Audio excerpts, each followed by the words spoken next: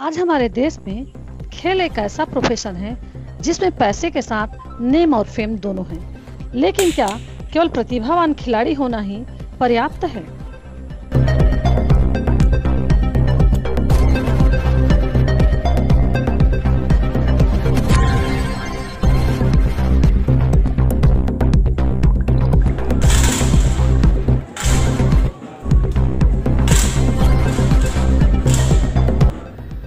हमारे साथ मोनिका शर्मा राष्ट्रीय स्तर की निशानेबाज मौजूद है। आइए उनसे जानते हैं उनकी उपलब्धियों को, उनकी रुचियों को।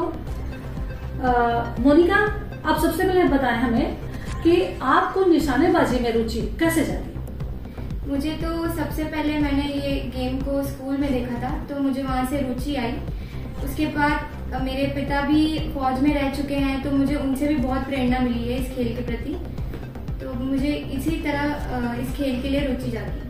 आपने सबसे पहले इस खेल को कब खेला और आपकी उपलब्धियां अब तक क्या क्या रही हैं? जी, मैंने इसकी स्टार्टिंग 2019 में की थी। उसके बाद मैं फर्स्ट में स्टेट खेली, उसके बाद प्री नेशनल, उसके बाद नेशनल में क्वालिफाई होने के बाद मैं इंडिया टीम ट्रायल के लिए क्वालिफाई हुई और मैंने फर्स्ट और सेकेंड इंडिया टीम ट्रायल अपने पहले प्रयास में उसको क्वालिफाई किया।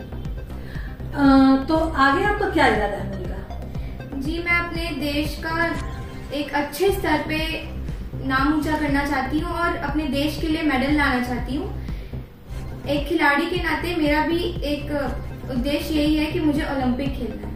मोनिका, आपका अगला लक्ष्य क्या है? मेरा तो लक्ष्य ओलंपिक ही है, लेकिन उस स्टेज तक, उस लेवल तक पहुंचने के लिए सबसे मेन चीज है, एज मैं एक शूटिंग स्पोर्ट्स से जुड़ी हुई हूँ, तो शूटिंग स्पोर्ट्स का बेस ही गन है और इतने बड़े लेवल में पहुंचने के लिए पर्सनल गन होना बहुत जरूरी होती है, ताकि हम एक प्रॉपर एम कर पाए और हम उस लेवल तक पहुंच सकें। तो आप ओलंपिक में खेलने के लिए शासन से क्या अपेक्षा रखते हैं?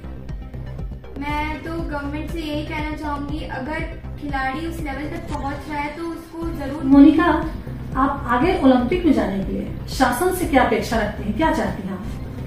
मैं तो शासन से यही अपेक्षा रखती हूँ कि हमें सबसे पहले एक शूटर ही नहीं, कोई भी खिलाड़ी को उसकी जो आवश्यकता है, उसको जो भी फैसिलिटीज प्रोवाइड करनी चाहिए वो जरूर देना चाहिए, क्योंकि अगर खिलाड़ी उस काबिल है तो वो लेवल को, अगर उस लेवल तक पहुंचने की वो उम्मीद रखता है तो उसको जरूर फैसिलिटीज प्रोवाइड कराएं ताकि वो अपने एम को हासिल कर पाए। मैं आपके पिता से जानना चाहूंगी, क्योंकि जैसा कि मैंने पहले भी कहा कि आप एक मध्यम वर्गीय परिवार से हैं, तो आपने निश्चित ही मोनिका को सामने लाने के लिए, इनकी प्रतिभा को सामने लाने के लिए आपने काफी मेहनत की है। तो सर, मैं आपसे जानना चाहूंगी कि इसके लिए आपने कैसे कड़ी मेहनत की और अब आगे आप क्या चाहते हैं? अब बच्चा तो एक ऐसा है कि कोई भी बच्चा हो कच्ची मिट्टी की तरह होता है, और उसकी मेहनत को देखते हुए मुझे लगा कि इसके सपोर्ट में रहना चाहिए। और मोनिका एक सपोर्ट की ही वजह से राष्ट्रीय स्तर की खिलाड़ी बनी हुई है और आने वाले भविष्य में भी उसका लक्ष्य ओलंपिक है। मैं सबकी शुभकामनाएं और आशीर्वाद चाहता हूं कि मोनिका को मिले, और इसके लिए मैंने कलेक्टर महोदय को भी, विधायक श्रीमान शैलेश पांडे जी, विधायक बिलासपुर को भी एक आवेदन पत्र दे रखा था, और साथ में ACCL को भी दिया हूं, उनके निदेशक को, लेकिन आज तक कोई भी जवाब नहीं मिला और न ही इसके लिए इससे गन और इसकी किट मिल पाई है अब तक। मतलब आपको जो शासन से जो मिलना चाहिए था, एक राष्ट्रीय स्तर की खिलाड़ी जैसे हैं मोनिका, तो जैसे उनको मिलना चाहिए था, शासन से जो मिलनी चाहिए थी सुविधाएं, वो नहीं मिली है अब तक तो नहीं मिली। इसके लिए मैंने खेल मंत्री को भी पत्र लिखा है, लेकिन आज तक कोई भी जवाब मुझे नहीं मिल पाया। तो हम देख रहे हैं कि किस तरह छत्तीसगढ़ में प्रतिभाओं का हास हो रहा है।